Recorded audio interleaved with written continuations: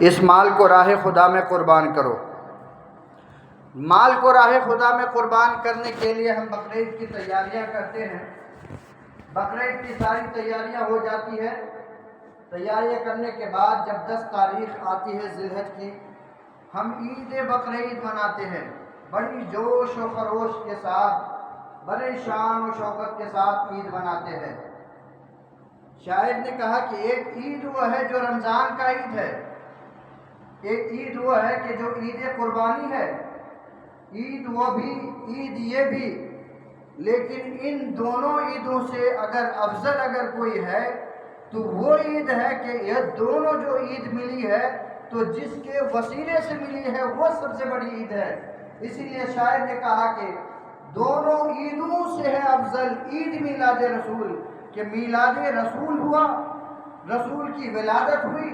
تو رسول کی ولادت کے صدقے میں اللہ تعالیٰ نے وہ دونوں عید عطا فرمایا، تو ان دونوں عیدوں سے افضل ہے یہ عید میلاد رسول۔ عزیزان ملت اسلامیہ، اب آپ یہ کہیں گے کہ رمضان کا عید گزرا، بڑے اپنے تحدیث نعمت کا اظہار کر رہے ہیں۔ رمضان گزرا، گزرنے کے بعد ہر کوئی شرق برق لباس، ہر کوئی بلکہ اپنے شان شایان کے مطابق ہر طرح کی فراوانیاں مناتا ہے، خوشیاں مناتا ہے، لباس نایا سے نایا، عمدہ سے عمدہ، چاہے وہ کیسا غریب کیوں نہ ہو، ہر حال میں پھر بھی وہ عید رمضان میں ضرور وہ نیا لباس پہنتا ہے۔ کیوں؟ اس لیے کہ عید خوشی منانے کا دن ہے، ہم خوشی منا رہے ہوتے ہیں۔ جب وہ خوشی منا رہے ہوتے ہیں، رب کائنات نے مال عطا فرمایا، عید قربانی گزرا، عید قربانی میں خوب خوشیاں مناتے ہیں، اور جب یہ خوشیاں مناتے ہیں تحدیث نعمت کے طور پر اپنی نعمتوں کا اظہار کرتے ہیں۔ اے رب کائنات، رمضان گزر گیا، عید آئی، اس عید میں ہم اپنی نعمت کا اظہار کر رہے ہیں۔ اے رب کائنات، تو نے ہمیں مال عطا فرمایا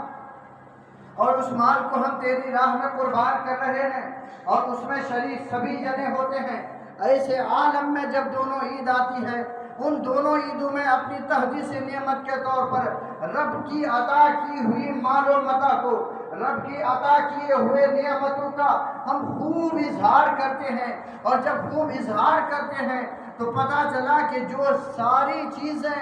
جس نبی کے صدقے میں اللہ تعالیٰ نے عطا فرمائی، ساری چیزیں جس رسول کے صدقے میں اللہ نے عطا فرمائی، تو پھر کیوں نہ یہ عید قربان اور عید رمضان ان دونوں عیدوں سے افضل عید میلاد جب آئے تو ہمیں اس سے بڑھ کر خوشیاں منانا چاہیے، اپنی نعمتوں کا اظہار کرنا چاہیے۔ یہی وجہ ہے کہ آج ہمارے بھائی، آج ہمارے نوجوان، آج ہمارے بچے اپنے گلیوں کو سجا رہے ہیں، اپنے دکانوں کو، اپنے گھروں کو سجا رہے ہوتے ہیں، خوشیاں منا رہے ہوتے ہیں۔ کیوں اس لیے مناتے ہیں کہ وہ جانتا یہ ہے کہ آج تمام عیدوں سے افضل عید میلاد رسول اللہ نے ہمیں عطا فرمایا۔ جب یہ عید میلاد رسول تمام عیدوں سے افضل عید میلاد رسول ہے تو پھر کیوں نہ اس میں اپنے تحدیث نعمت کے طور پر اللہ کی نعمت کا اظہار کرنا چاہیے۔ عزیزان ملت اسلامیہ، پتہ یہ چلا کہ اللہ رب العزت نے جب یہ ہمیں عید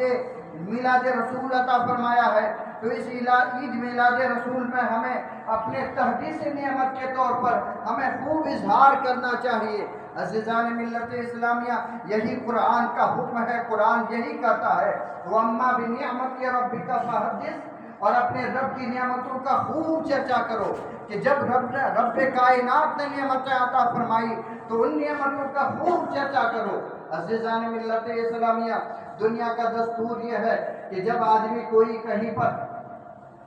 اگر بڑا سا آدمی اگر کہیں آنے والا ہوتا ہے، سوچتا یہ ہے کہ یہاں پر فلاں MLA آنے والا ہے، فلاں یہاں پر فلاں آدمی آنے والا ہے، اس کے لیے ساری سجاوٹیں ہوتی ہے، سارا انتظام کیا جاتا ہے، اس سے پہلے ساری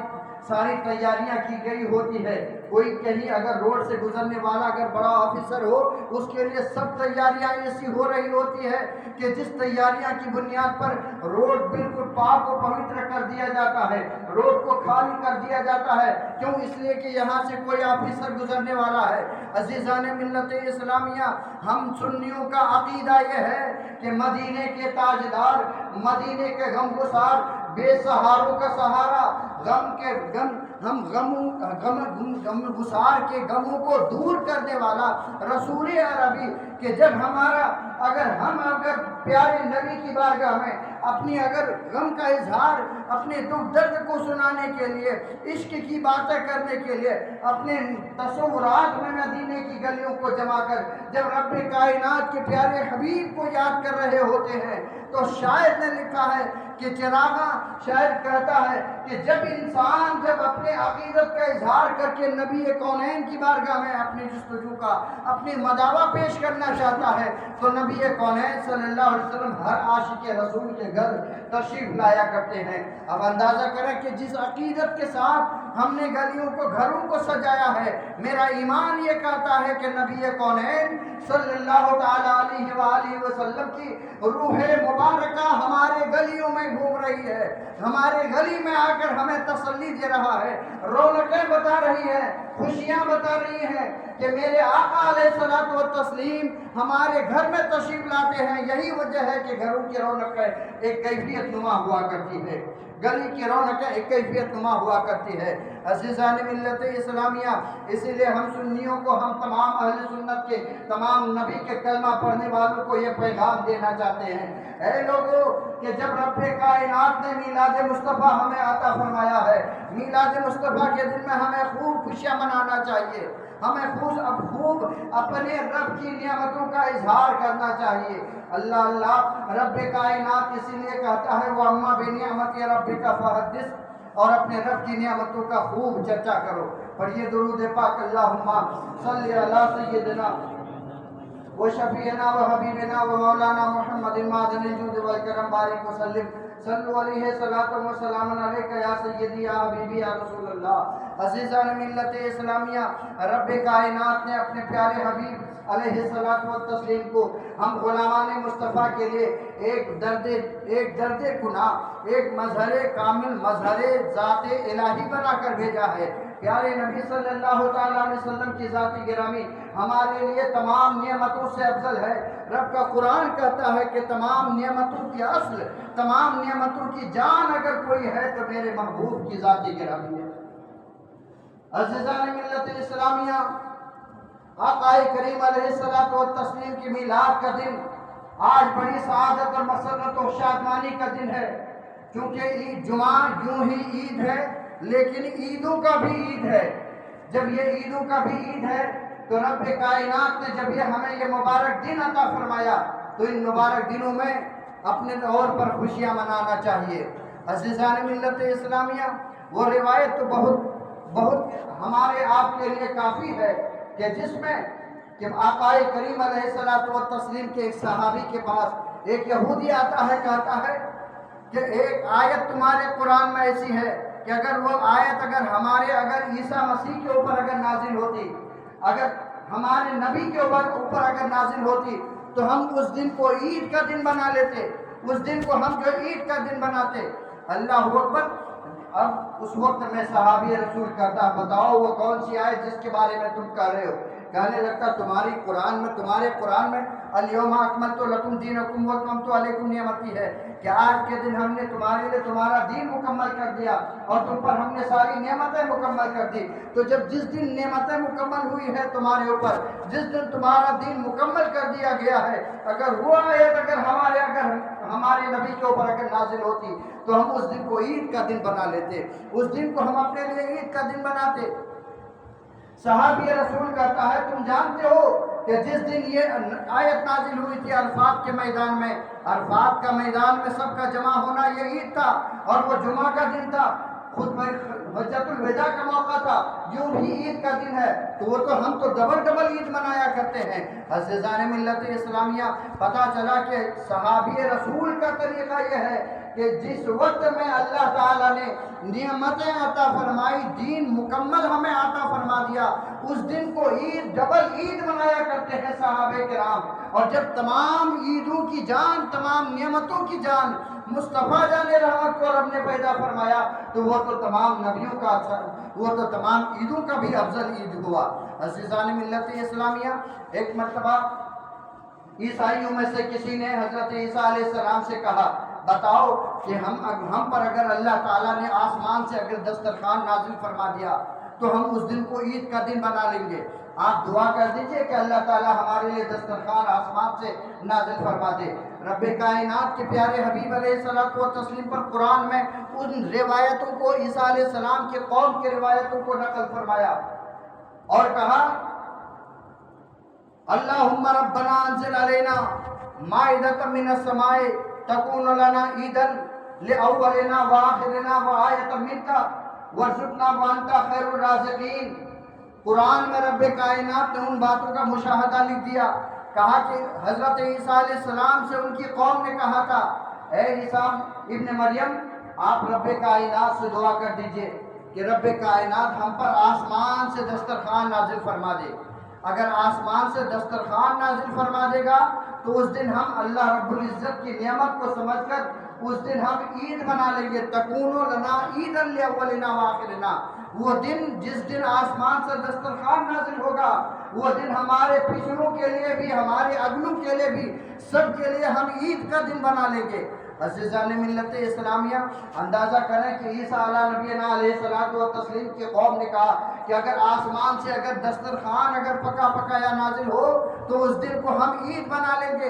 ایک نعمت کو پا کر عیسائی اگر یہ کہہ سکتا ہے کہ ہم اس دن کو عید کا دن بنا لیں گے تو جب ہم غلامان مصطفیٰ کے لیے رب کائنات ساری کائنات کی نعمت ہے جس نبی کے صدقے میں عطا فرما دی، تو اگر اس نبی کی آمد اگر ہو رہی ہے تو ہم اسے عید کا دن کیوں نہیں بنائیں گے؟ عزیزان ملت اسلامیہ، پتہ چلا یہی وجہ ہے کہ ہم غلامان مصطفیٰ کا طریقہ یہی ہے کہ جب وہ 12 ربیع الاول شریف آتا ہے تو ہم خوب خوشیاں مناتے ہیں، ہم خوب عیدیں منایا کرتے ہیں، اور عید منانا بھی چاہیے، غلاموں کا یہی طریقہ ہونا چاہیے۔ آئیے درود پاک پڑھیں، اللہم صلی علی سیدنا و شفیعنا و حبیبنا و مولانا محمد معدن الجود والکرم بارک وسلم صلو علیہ صلاۃ و سلام علیک یا سیدی یا حبیبی یا رسول اللہ صلی اللہ تعالیٰ علیہ وسلم۔ آقا کریم علیہ الصلوۃ والتسلیم کی آمد کا دن ہے، 12 ربیع الاول شریف کا دن ہے۔ عزیزان ملت اسلامیہ، میرے آقا علیہ الصلوۃ والتسلیم مدینے کی سرزمین پر ہیں، لیکن آپ ذہن میں رکھیں کہ جب ہجرت کر کے میرے آقا مکہ سے مدینہ تشریف لائے ہیں، مدینہ ہجرت کر کے تشریف لائے، اور مدینہ تشریف لانے کے بعد میں آپ نے اپنے قریبی، آپ نے اپنے جس مکہ شریف میں آپ نے جو بچپن گزارا، 53 سالہ زندگی گزارنے کے بعد جب وہاں سے واپس آئے، لوگوں نے آپ پر ظلم و ستم کیا تھا۔ آپ دل بیزار ہو کر آپ نے سوچا کہ جب اللہ رب العزت نے ہم پر نماز فرض کیا ہے، ہم نماز کعبے کی طرف رک کر کے پڑھتے ہیں، میرا دل نہیں چاہتا کہ ان لوگوں نے میرے دل کو بیزار کیا ہے، ہم کو ستایا ہے، مسلمانوں کو ستایا ہے، میری امتوں کو ستایا ہے، جس بنیاد پر ہجرت کر کے ہم یہاں آ گئے ہیں، مدینہ آئے ہیں۔ میں نہیں چاہتا کہ قبلے کے کعبے کی طرف، کعبۃ اللہ کی طرف رک کر کے نماز پڑھوں، میرا دل یہ چاہتا ہے کہ میں مسجد اقصیٰ کی طرف رک کر کے نماز پڑھوں۔ حضرت جبریل امین سے کہتے ہیں جبرائیل میری تمنا یہ ہے، میری خواہش یہ ہے کہ میں اس کعبے کی طرف رک کر کے میں نماز نہ پڑھوں، اب میں مسجد اقصیٰ کی طرف رک کر کے نماز پڑھنا چاہتا ہوں۔ حضرت جبریل امین کہتے ہیں میں کون ہوتا ہوں رب کائنات کے کارنامے پر اور ان کے کاموں پر دخل اندازی کرنے والا؟ ایک کام کیجئے کہ آپ دعا مانگیے، اللہ رب العزت آپ کی دعاؤں کی برکت سے اللہ تعالیٰ کعبہ کو چھوڑ کر بیت المقدس کو آپ کے لیے قبلہ بنا دے گا۔ رب کائنات کے پیارے حبیب علیہ الصلوۃ والتسلیم نماز پڑھتے، نماز پڑھنے کے بعد بار بار آسمان کی طرف سر اٹھا کر دیکھتے، بار بار آسمان کی طرف سر اٹھا کر دیکھتے۔ جب بار بار آسمان کی طرف سر اٹھا کر دیکھ رہے ہوتے ہیں، اللہ رب العزت نے جبرائیل کو اسی وقت میں نازل فرمایا قد نرا تقلب وجهك في السماء فلنولینک قبلۃ ترضاها، ہم تم کو دیکھ رہے ہیں اے محبوب، اے میرے نبی، ہم تم کو دیکھ رہے ہیں کہ تم بار بار اپنے چہرے کو آسمان کی طرف اٹھا کر دیکھ رہے ہو، میں سمجھ رہا ہوں تمہاری خواہش کیا ہے۔ اب رب کائنات کہتا فول وجهك، تو اپنے چہرے کو پھیر دو، فول وجهك شطر المسجد الحرام، مسجد حرام سے مسجد اقصیٰ کی طرف کہ مسجد حرام کی طرف اب رخ کرنے کی ضرورت نہیں ہے، جاؤ تو مسجد اقصیٰ کی طرف رخ کر کے اب نماز پڑھو۔ اللہ اللہ قربان جائیں نبی کونین صلی اللہ علیہ وسلم کی رضا پر کہ نبی کونین جو چاہا اس کی چاہت کے مطابق رب کائنات نے ان کے لیے قبلہ خانہ کعبہ کو چھوڑ کر مسجد اقصیٰ کو جو ہے بنا دیا، مسجد اقصیٰ کی طرف جو ہے رخ کر کے نماز پڑھنے لگے۔ اس سے کیا سمجھ میں آیا کہ نبی کونین صلی اللہ تعالیٰ علیہ وسلم کی ذات وہ ہے کہ اگر نبی چاہیں تو نبی کے چاہت کی بنیاد پر قبلہ بھی بدل جایا کرتا ہے، نبی اگر چاہے تو قبلہ بھی بدل جاتا ہے۔ اب اسی میں ایک بات اور سمجھ لیں، نبی کونین صلی اللہ علیہ وسلم کا یہ 1500 سالہ جشن عید میلاد النبی ہے۔ اب یہ 1500 سالہ جشن عید میلاد النبی کس طریقے سے ہے ہم اور آپ یہ سمجھ لیں۔ اللہ رب العزت نے جس وقت ہجرت کر کے پیارے نبی صلی اللہ علیہ وسلم کو ہجرت کا حکم دیا تھا، ہجرت کر کے مکہ سے مدینہ آئے ہیں، اور جب مدینہ آئے تو مدینہ جب سے آئے تب سے سن ہجری شروع ہوا ہے، اور جب سے سن ہجری شروع ہوا ایک سن ہجری گزرا، ایک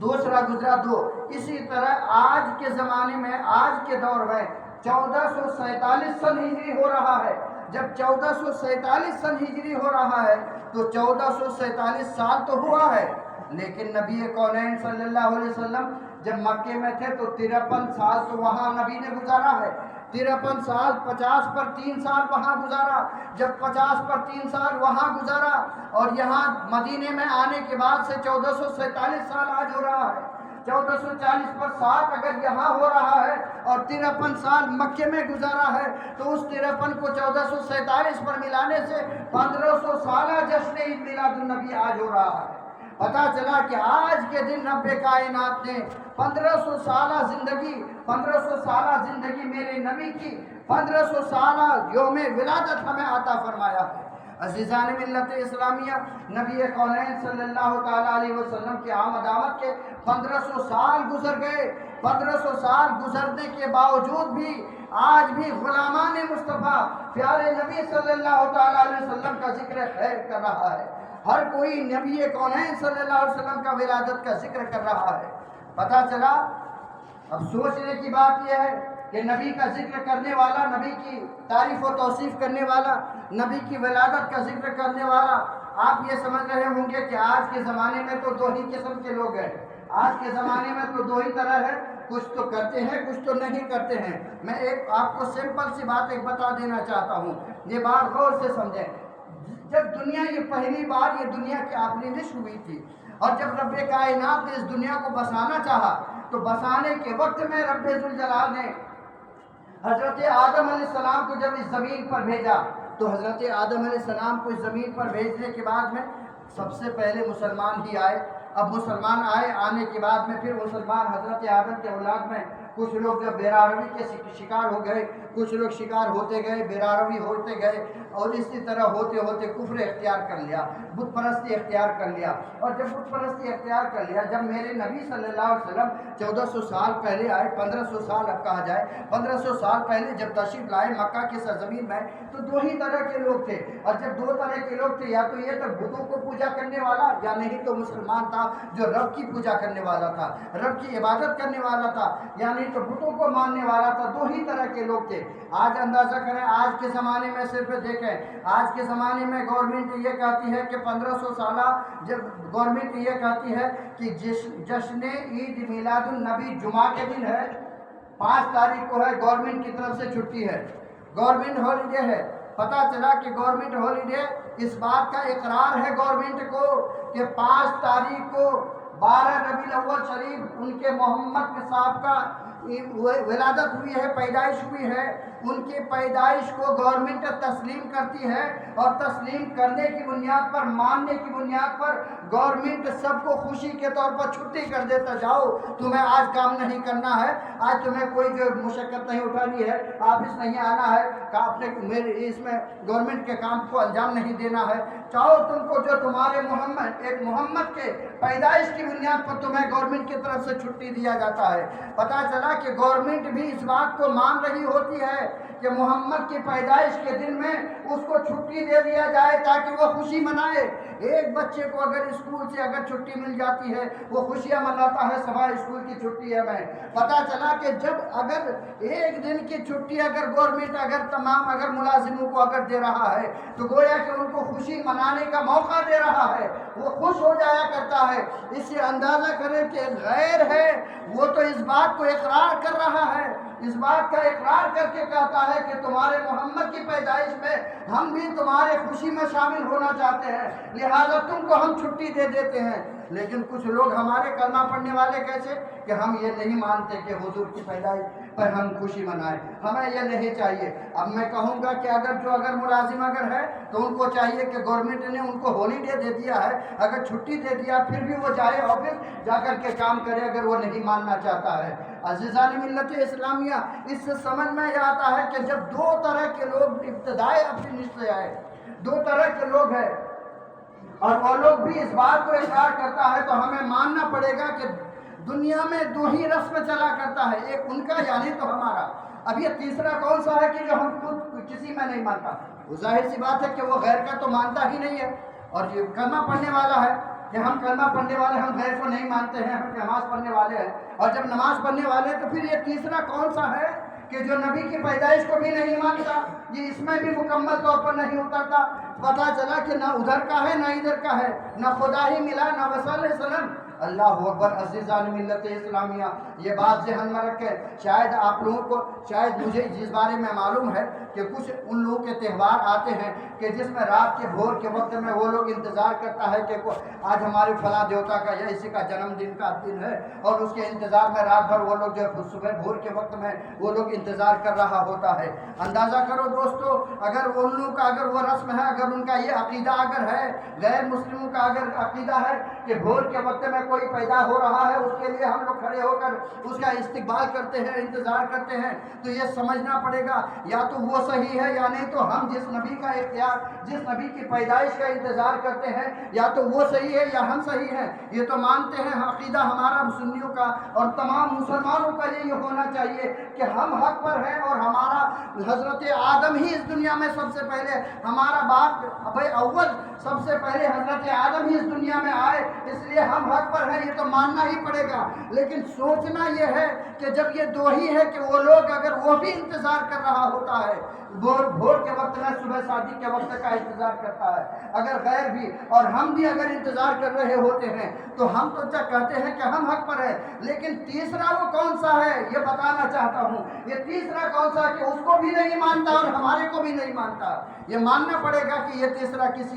اس تیسرے کی کوئی حقیقت ہی نہیں ہے کہ جو یہ کہتا کہ نبی کی پیدائش کو ہم نہیں مانتے ہیں، نبی کی پیدائش کی خوشی کو نہیں مانتے ہیں۔ عزیزان ملت اسلامیہ، یہ بات ذہن میں اچھی طرح بٹھا لینا ہوگا، یہ سمجھنا پڑے گا، حقانیت کو اپنے دل میں جمانا پڑے گا، حق و باطل کو پہچان کرنا پڑے گا۔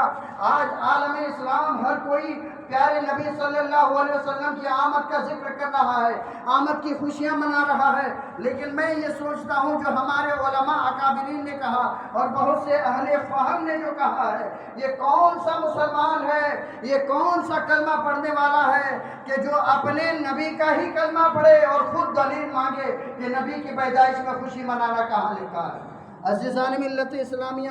یہ بات ذہن میں رکھیں، دنیا کا اگر دستور یہ ہے، ہمارے گھر میں اگر کوئی بچہ اگر پیدا ہوتا ہے ہم خوشیاں مناتے ہیں اور سال گرے بڑے اس کو احتشام کے ساتھ مناتے ہیں، بڑے بڑے بالکل جو ہے دنیا کا رسم و رواج کے طور پر نہ جانے کتنا اسراف اور فضول خرچی کرتے ہیں، نہ جانے کیک میں ان کے جو بچہ کہتا ہے ان کے ساری چیزوں کے فرمائشوں کو پورا کرنے میں۔ عزیزان ملت اسلامیہ، ایک دستور ہے دنیا کے یہ بنا لیا ہے کہ ان کا جو ہے سال گرہ مناتا ہے، برتھڈے مناتا ہے، نہ جانے فضول خرچی کتنا کرتا ہے۔ اللہ اکبر۔ فضول خرچی جب اتنا کرتا ہے تو ظاہر سی بات ہے کہ جب ان فضول خرچی کرنے پر اور ان تمام اپنے بچوں کے برتھڈے منانے پر، اپنے بچوں کی ولادت منانے پر اگر ہم کو اگر شرک و بدعت یا بدعت اگر یا بڑی یا بری بات اگر ہمیں سمجھ میں نہیں آتی تو یہ پھر کون سا تمہارا ذہن کام کرتا ہے کہ نبی کے نام پر اگر ولادت منایا جائے، جشن میلاد منایا جائے تو یہ نہ جانے یہ کیا ہے، وہ کیا ہے، یہ فضول خرچی ہے، یہ اسراف ہے۔ عزیزان ملت اسلامیہ، میں غور کر کے میں ان باتوں کو آپ تک میں جن کی فکر جن کے نظریات اس قسم کے ہیں میں ان کے نظریات کو میں جھنجھوڑ کر بتانا چاہتا ہوں. لوگوں ایک ہو جاؤ, ایک دین پر قائم ہو جاؤ, پیارے نبی صلی اللہ علیہ وسلم سے سچی محبت کا دعویٰ کرنے والا ہو جاؤ, پیارے نبی کے میلاد منانے والا ہو جاؤ. پیارے نبی کا میلاد منانے والا ہو جاؤ گے تو یہاں بھی بیڑا پار وہاں بھی بیڑا پار ہوگا, ورنہ پھر تو وہی ہوگا کہ نہ خدا ہی ملا نہ وصال صنم, یعنی صنم ملا نہ ہی خدا ملا, کوئی بھی نہیں ملا. عزیزان ملت اسلامیہ, پیارے نبی صلی اللہ تعالیٰ علیہ وسلم کی ولادت ہے, آقائے کریم صلی اللہ تعالیٰ علیہ وسلم کا میلاد ہے. آج پیارے نبی صلی اللہ علیہ وسلم کی ولادت کے موقع پر ہر کوئی اپنے طور پر خوشیاں مناتا ہے. اب ظاہر سی بات ہے کہ جب ہم خوشیاں مناتے ہیں, خوشیاں منانے والا ہر انسان اپنے فکر کی بنیاد پر خوشیاں مناتا ہے. کوئی خوشی مناتا ہے تو ناچتا بھی ہے, کوئی خوشی مناتا ڈانس کرتا ہے, کوئی خوشی مناتا شریعت کے حدود میں مناتا ہے. وہ ان کو مبارک ہو جو ڈانس یا ناچنے والا ہوگا, لیکن ہم مسلمانوں کا یہ طریقہ نہیں ہے ناچنا اور ڈانس کرنا. پتہ چلا کہ اگر ناچتا ڈانس کرتا اگر خوشی منانے کے موقع پر وہ ان کا دھرم ان کو مبارک ہو, لیکن ہمارا یہ دھرم اسلام یہ کہتا ہے اگر خوشی مناؤ تو شریعت کے دائرے میں رہ کر مناؤ. ایسا نہیں کہ خوشیاں آ گئی تو ناچو اور خوب جو ہے ڈانس کرو اور طرح طرح کے جو واہیات و خرافات کرو. عزیزان ملت اسلامیہ, اس سے پتہ یہ چلتا ہے کہ شریعت میں رہ کر ہمیں جو ہے خوشی منانے کا حکم دیا ہے. اب اندازہ کریں, آج ہمارے لوگوں کا فکر یہ بن گیا ہے اگر جہاں پر ڈانس ہو رہا ہوتا ہے, اگر کوئی ناچ رہا ہوتا ہے, ارے یہ دیکھو میلاد میں ناچ رہا ہوتا ہے لہذا میلاد بند, میلاد میں ناچ رہا ہوتا ہے لہذا میلاد بند کرو. اگر یہ فکر ایسی آپ رکھیں گے, ایک نقصان, ایک آپ کو حقیقت کا آشنا کراؤں. آپ اپنے بھائی بھتیجے کے, آپ اپنے بیٹے کی شادی کرتے ہیں, شادیوں میں آپ نے فضول خرچی کیا, نہ جانے جہاں